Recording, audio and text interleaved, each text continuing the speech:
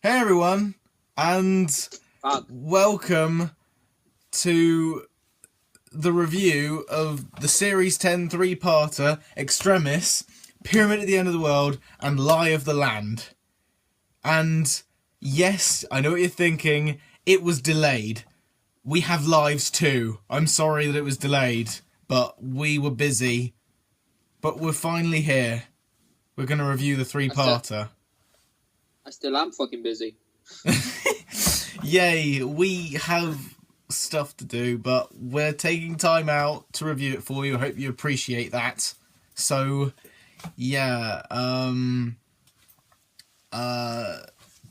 let's just let's get into it. So, what do you think of it as a whole? As the three-parter? It was alright.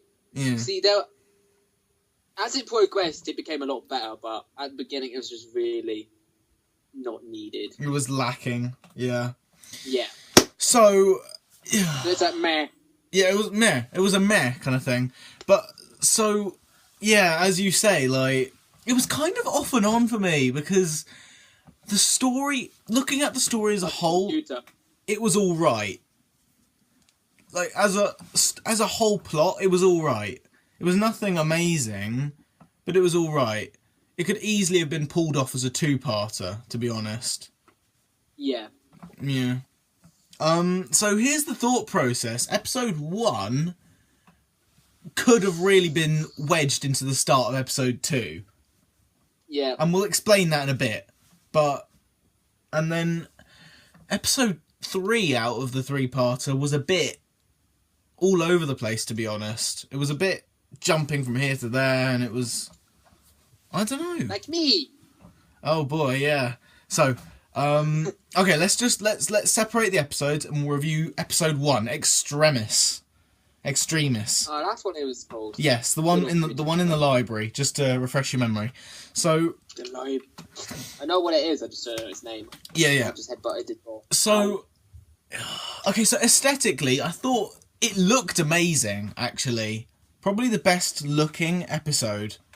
Like, the way it was directed and the way it was filmed. Like, I just love how it was executed. Like, but as a standalone episode, it lacked a lot. I think.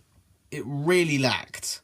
Yeah, it had good aspects, but for a full episode, it was dragging on. Yeah, standing on its own, it really doesn't hold up, to be honest. I gotta say, though, I think Extremis was Nardol's best episode for me so far. Yeah. I think the main reason I liked it was because of him. I think he's alright in it, to be honest. It's the best I've seen him. I think he's alright in Oxygen as well, but I think Extremis was a little bit better because he wasn't, like, behind the Doctor, and he was, because him and Bill went off on that tangent. About him. Yeah, a little bit, yeah. It was out why he's there. Yeah, exactly. He was there to keep the Doctor in line, and it's interesting, isn't it? But, anyway, going off topic here. So... No, still on topic. Yeah, I think that... So, the first half... I think the episode took way too long to get into the story in the library. It felt like the first half of the episode was just the Doctor being, like, talking about how he's blind to Nardole and how he's not going to tell everyone, and it's talking about, the Pope knows something about this book called the Veritas, and it's just so much build-up, and then the actual main focus of the episode was left redundant because it was a simulation after all, and it meant nothing to the Doctor's actual life. It was just a simulation of the Doctor, and it's like, well, what was the point of the episode? You realise this is just a simulation. Yeah. Don't you? Yeah. I don't really... I think that episode could have been shortened a lot and just put in, like, the first quarter of episode 2, the pyramid at the end of the world, I think. Yeah. It really didn't have to be there. They could have really shrunk it down. But whatever. The bits I liked was the eeriness of the monks when we first see them. Yeah, actually. The Doctor was unable to see them, and they were just coming up to him like... Yeah, I think this is definitely the creepiest... the creepiest episode with the monks is definitely this one. Like I say, it was very, very well directed in that respect, and I think the acting is brilliant, probably the best in this one. But I think that the writing-wise, I think it had no purpose in the long run. I think it really didn't have to be there. Yeah, I think, actually, I'm really, like, this is just a general, like, thing I gotta say. I'm really starting to like Bill a lot. I really am. I don't know why. I'm just really starting to like her. I just do. Like, we haven't had a companion who hasn't had, I don't know, who wasn't, she isn't cocky, and she isn't, like, flirty, and she isn't, like jokey. She is, like, I just like how she is. Yeah. I can't explain it. She's passionate about the Doctor, like. Yeah. Like, in like, she looks up to him like a in a fatherly way. Like, I really like that. I really do. Like, I don't understand, like, because I was looking at something and on a chart of people voting about who's Stephen Moffat's best character creation, and obviously at the top would be like people like Captain Jack Harkness and River Song, but I can't believe Bill Potts was the third least voted. What? Like I know. No, that's not fair. I know. She's not shown her potential I yet. know. Just above Nardole and Madame Vastra and Strax. You know? Madame Vastra and Strax were at the bottom as well. But I am the brain, you are the potato. Yeah, I think that Bill doesn't deserve that much hate. She is alright. She's better than Clara by miles. She's just started. Yeah, exactly. What the hell? Why are you treating her that way? Anyway, okay, going back onto the review. So, really quick, final thoughts on Extremis as a solo episode. I think the mystery in it is actually quite good. Like with the book being, the Veritas and everything, talking about, and it's really good. And it's a good it's a good little advertisement for Audible, isn't it, when the Doctor listens to it on on audio rather than reading it. Whoa.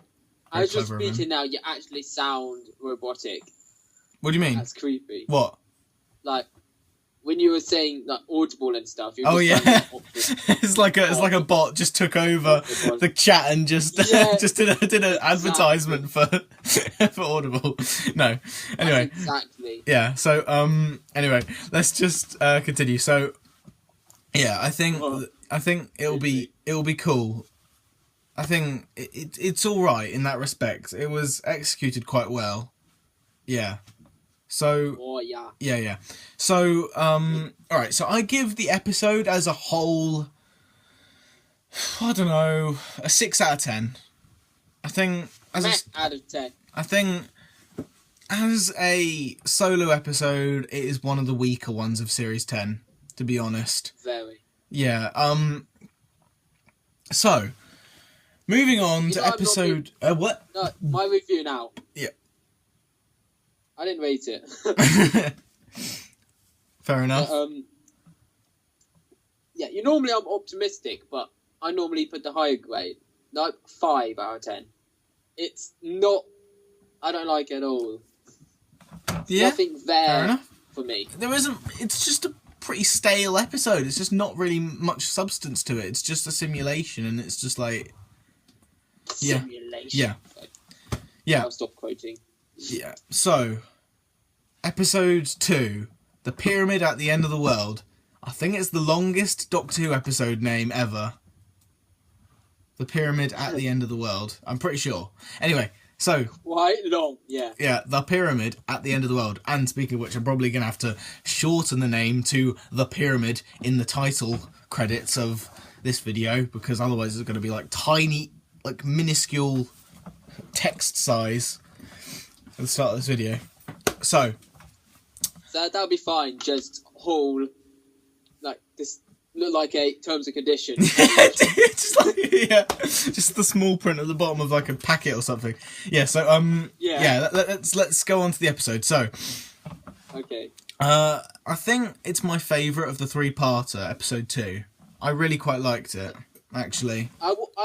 We watched that together, didn't we? Yeah, we did. We watched it at my house because it was on. Like, oh, why not? But yeah, yeah. So it was all right. It was quite good, actually. I didn't mind it. Like, yeah. I know that there are lots of ways that people can hate on it, because a lot of people can sum it up and say that the stuff in the lab was very, very, just tagged on, like, and didn't really link that much until the very end. And people can say that the episode was literally just them standing outside a pyramid, which is fair enough. But I really, really liked some of the elements in it, and I really liked the whole, how it links back to the Doctor being blind, and, I just like, I don't know. What do you think?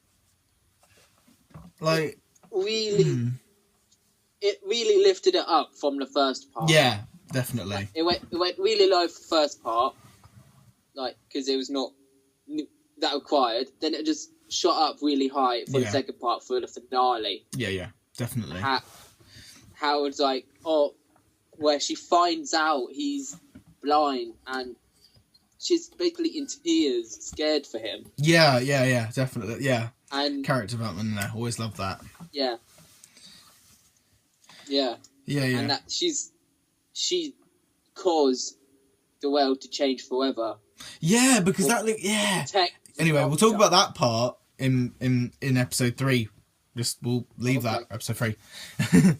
So yeah, but yeah, I think it's the best of the 3. The aspect of the monks offering them, offering help is interesting, and like how the stuff in the lab does link. How they manipulate you. Yeah, exactly. Yeah, that's very true. Like yeah, we very can true. help you.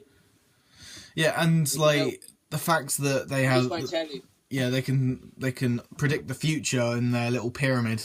It's kind of cool. Yeah. For a simulation. Yeah, and the thing is, and that also links to the simulation episode, didn't it? Extremis, didn't it? That part when they're looking at into their possible future, that links back to the Extremis, doesn't it?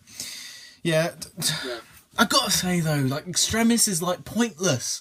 The only thing that helps the story is when at the very end the Doctor uses his sonic shades to send his like thoughts and his findings and his information to the real Doctor who's living, stood outside the vault, Like, I don't get that. Yeah, I just don't get it, to be honest. Like, Extremis was boring. It was not boring, but it was just pointless to the overall story.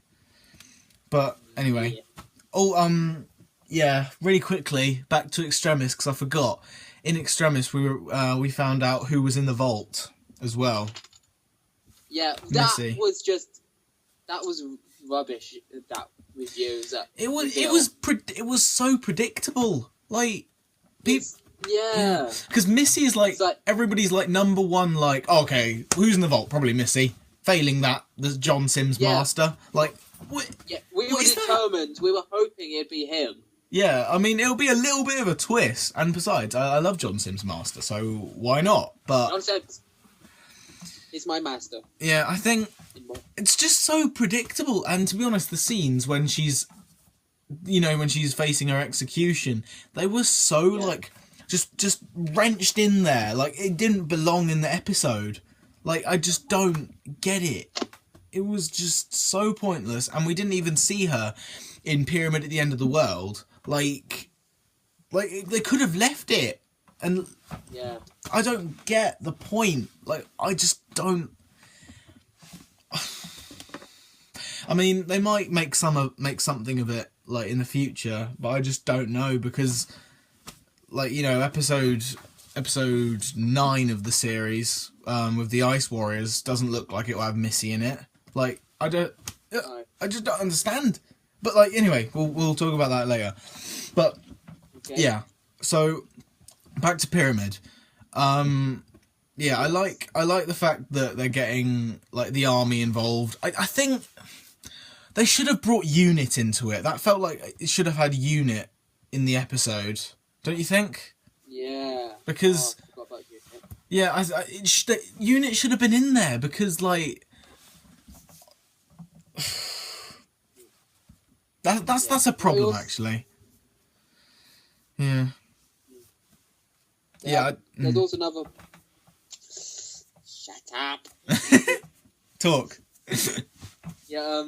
It's also with Nod with how we were also trying to work out how it was also because me and Zach were both there. We were working out together how the virus was gonna spread. Yeah, how the world was ending.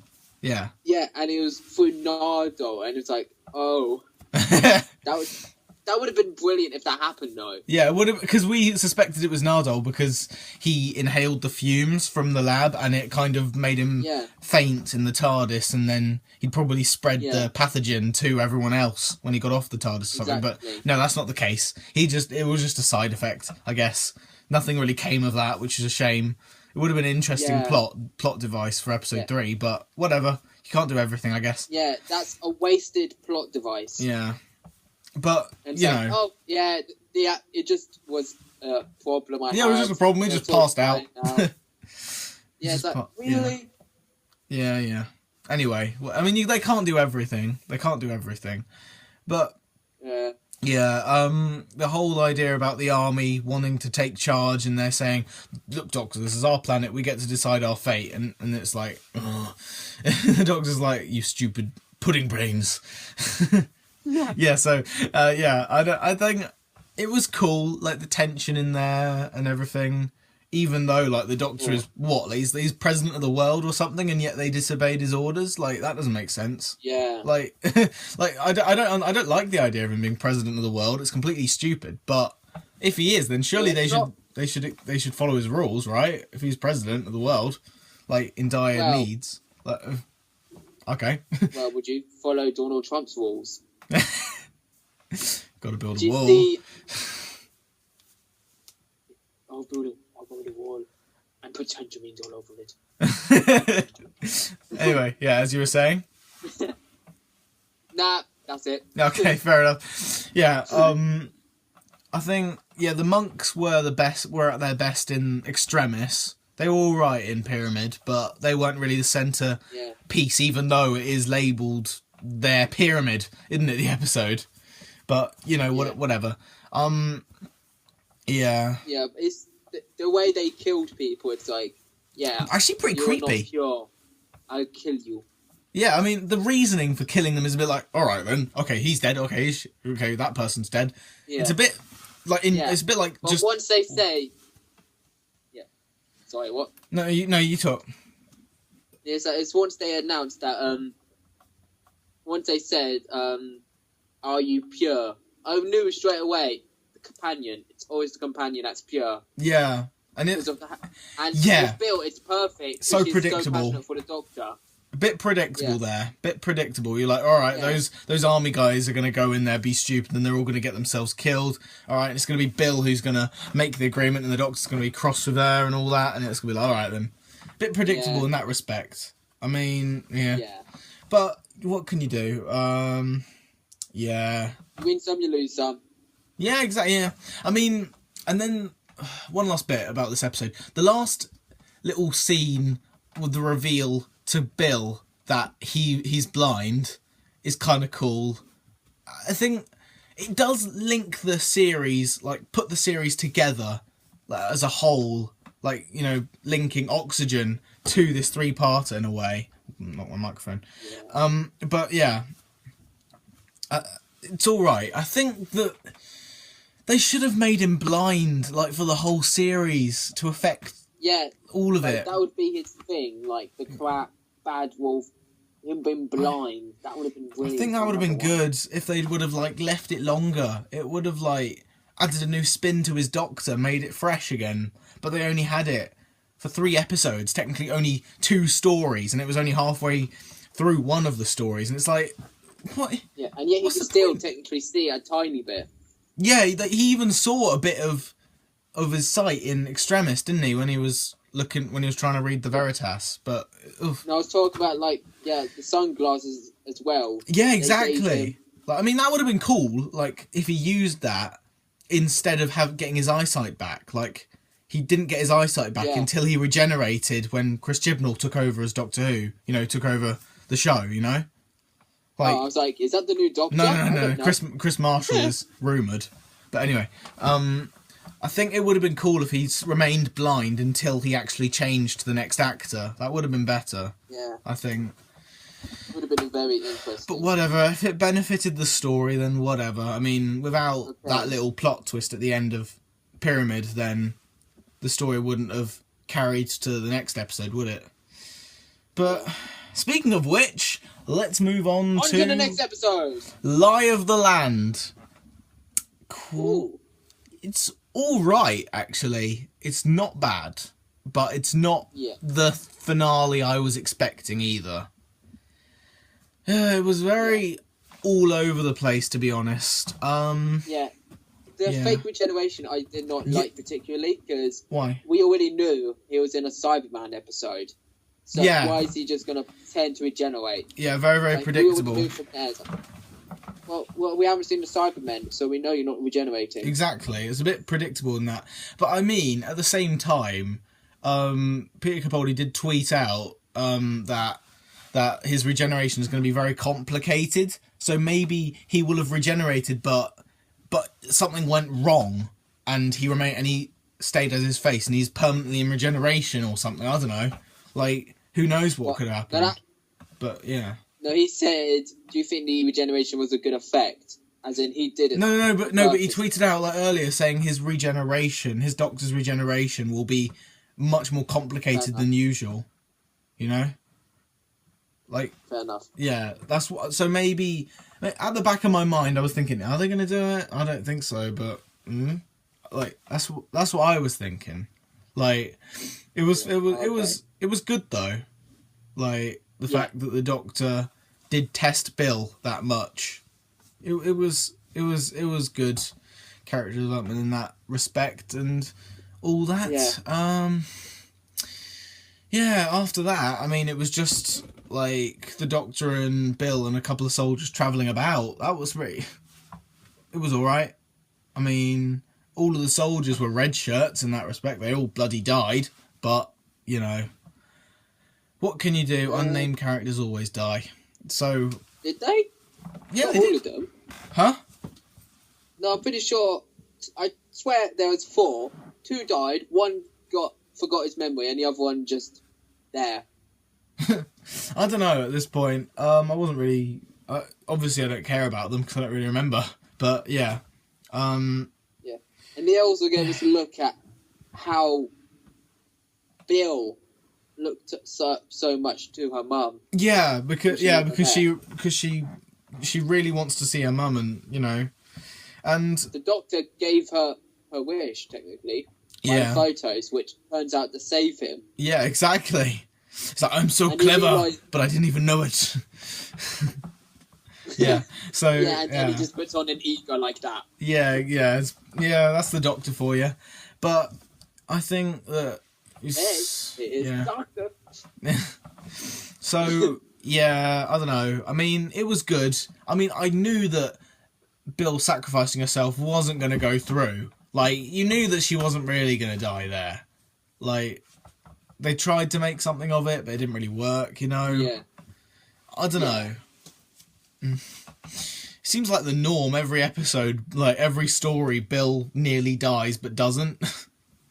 You know? You're gonna die. Like in Oxygen, she nearly died twice and it was like, oh, okay. Yeah. I don't know. Anyway, yeah. I don't know. I mean, we didn't actually rate Pyramid, did we? I give Pyramid an 8 out of 10. What do you give it? 8 as well. Yeah. Yeah. Okay, now back on to Lie of the Land. I give that a 7 out of 10. I do. What do you give it? 8.5? Really? You liked it more than Pyramid? No, I meant 7.5. Oh, okay. I was thinking between 7 and 8. Oh, okay, fair enough. Yeah. Yeah, it was also at the end where she's like, yeah, so we know we can defend ourselves. Check again. No, because they so forget. much, though. Yeah, I mean, every Happens so much. every single time an alien race invades Earth, the humans bloody forget afterwards. Like, it's all right. Yeah. But yeah, yeah. Yeah, and Bill was like, what? Why? Yeah, it's just human nature, as the Doctor said. Yeah. Yeah. Maybe it's starting to get Bill to wonder how many things she's forgotten. Yeah, she's like, hold on a minute. wait, how many invasions have there been? Yeah. Yeah, what about that star or that Titanic? Yeah, exactly. Like, yeah. Oh well. Killer Santas. Yeah. So, as an overall story, episode 1 was a good kind of... Episode 1 felt like a prequel to the story, to be honest. It felt like a prequel. Like, it didn't really feel like it connected. And Yeah. I don't know. But it worked alright as an overall story. It did really set up the monks as being this force that is slowly building its way up to power, to domination over the Earth. Episode 2 was a good political intrigue sort of an episode. It was good, like, as a collection, but as a collection of episodes, episode 2 really is shadowed by episode 3. Like, as a story, I think. Like, I don't know.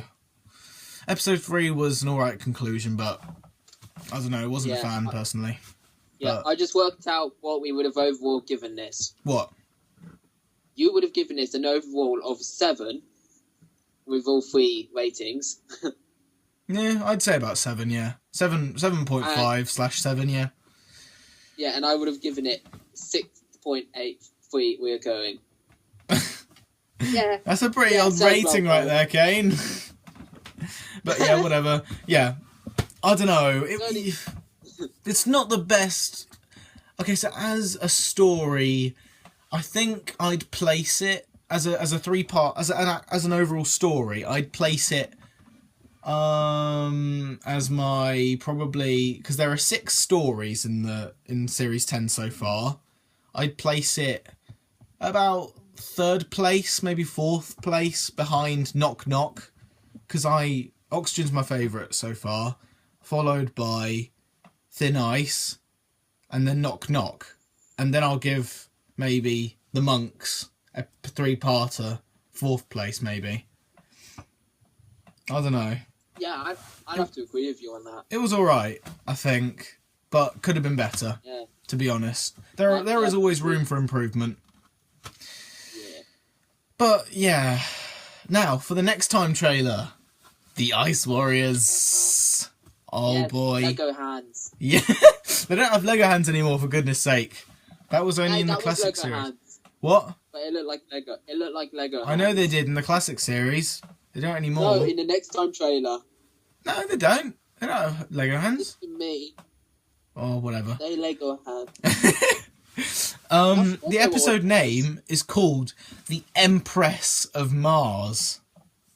There's the first female Ice Warrior we will ever see on Doctor Who. I'm pretty excited because I'm a pretty big fan of the Ice Warriors and I want to see what they got in store.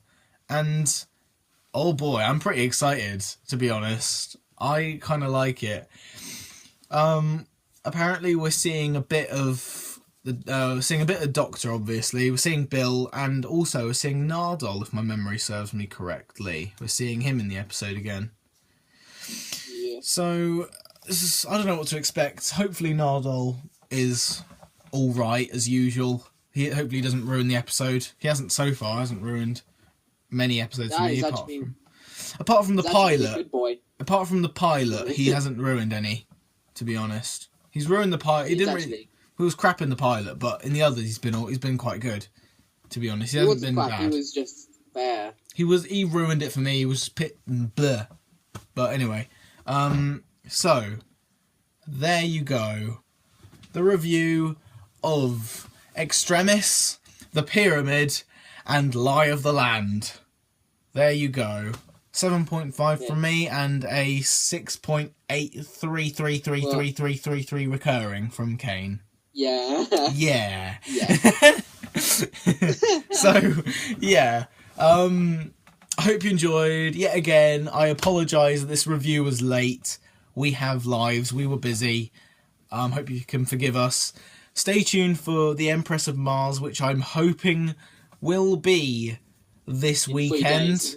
Hopefully it'll be this weekend. I'm hoping to get it out this weekend, but I can't make any promises at this point because we have lives. We are busy. We are still busy, but yeah, we're hoping to get it out. Okay, just don't hold us to it. We're hoping to. Yeah. So, thank you for watching. I hope you enjoyed. I know this is hard to believe me, but I'm actually busier than Morgan. Yeah, and Morgan hasn't been in many reviews. Cough, cough. Morgan, get on it. Anyway, so yeah. Goodbye, everyone. See you later. Bye. Right, see ya. Bye.